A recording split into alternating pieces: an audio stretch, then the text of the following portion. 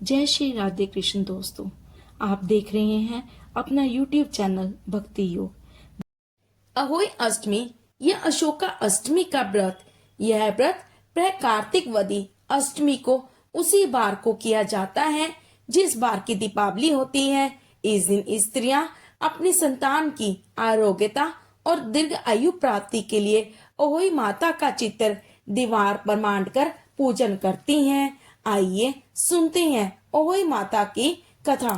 एक साहूकार था जिसके 7 बेटे थे, 7 बहुएं तथा एक बेटी थी। दिवाली से पहले कार्तिक वदी अष्टमी को 7 बहुएं अपनी इकलौती ननंद के साथ जंगल में खदान में मिट्टी खोद रही थी। वहीं स्याहू की मांग थी। मिट्टी खोदते समय ननंद के हाथ से सेई का बच्चा मर गया। स्याहू माता बोली कि मैं तेरी कोख बांधूंगी। तब ननंद अपनी 7 भाभियों से बोली कि तुम में से मेरे बदले कोई अपनी कोख बनवा लो। सब भाभियों ने अपनी कोख बनवाने से इनकार कर दिया, परंतु छोटी भाभी सोचने लगी कि यदि मैं कोख नहीं बनवाऊंगी तो सासू माँ नाराज होंगी। ऐसा विचार कर ननंद के बदले में छोटी भाभी ने अपनी कोख बनवा ली।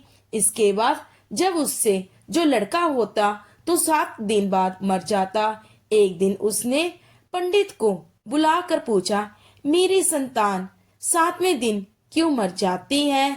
तब पंडित ने कहा कि तुम सुरही गाय की पूजा करो। सुरही गाय स्याहू माता की वाइली है, वह तेरी कोख छोड़ देंगी, तब तेरा बच्चा जिएगा। इसके बाद से वह बहू प्रातः काल उठकर चुपचाप सरू गाय के नीचे सफाई आदि कर जाती। गौ माता बोली कि आजकल कौन मेरी सेवा कर रहा है, सो आज देखूंगी। गौ माता खूब तड़के उठी। क्या देखती है कि एक साहूकार के बेटे की बहू उसके नीचे सफाई आदि कर रही है। गौ माता उससे बोली, मैं तेरी सेवा से प्रसन्न हूँ, इच्छा अनुसार जो चाहे मांग लो। तब साहूकार की बहू बोली कि स्याहू माता तुम्हारी वाइली है, उसने मेरी कोख बांध रखी है, सो मेरी कोख खुलवा दो। गौ माता ने कहा, अच्छा। अब तो गौ माता समुद्र पार अपनी वाइली के पास उसको लेकर चली।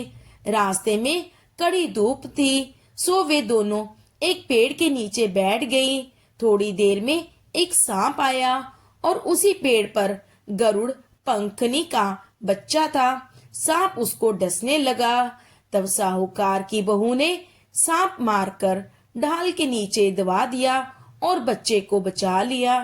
थोड़ी देर में गरुड़ पंखनी आई तो वहां खून पड़ा देखकर साहूकार की बहू के चोंच मारने लगी।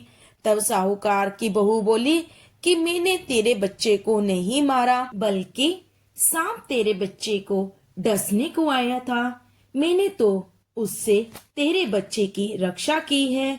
यह सुनकर गरुड़ पंखनी बोली कि मांग, तू क्या मांगती है? वह बोली, 7 समुंदर पार स्याहू माता रहती है, हमें तू उसके पास पहुंचा दे। तब गरुड़नी पंखनी ने दोनों को अपनी पीठ पर बैठाकर स्याहू माता के पास पहुंचा दिया। स्याहू माता उन्हें देखकर बोली कि आ बहन, बहुत दिनों में आई। फिर कहने लगी कि बहन, मेरे सिर में जूं पड़ गई है। तब सुरही के कहने पर साहूकार की बहू ने सलाई से उनकी जूंहें निकाल दी। इस पर स्याहू माता प्रसन्न हो बोली कि तूने मेरे सिर से बहुत सलाई डाली है, इसलिए तेरे 7 बेटे और 7 बहुएं होंगी। वह बोली, मेरे तो एक भी बेटा नहीं, 7 बेटे कहाँ से होंगे? स्याहू माता बोली, वचन दिया, वचन से फिरूं तो धोबी के कुंड पर कंकरी हूँ। तब साहूकार की बहू बोली, मेरी कोख तो तुम्हारे पास बंधी पड़ी है। यह सुन स्याहू माता बोली कि तूने मुझे ठग लिया। मैं तेरी कोख खोलती तो नहीं, परंतु अब खोलनी पड़ेगी।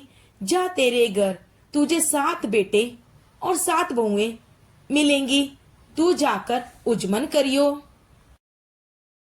वह लौटकर घर आई तो वहां देखा 7 बेटे 7 बहुएं बैठे हैं। वह खुश हो गई।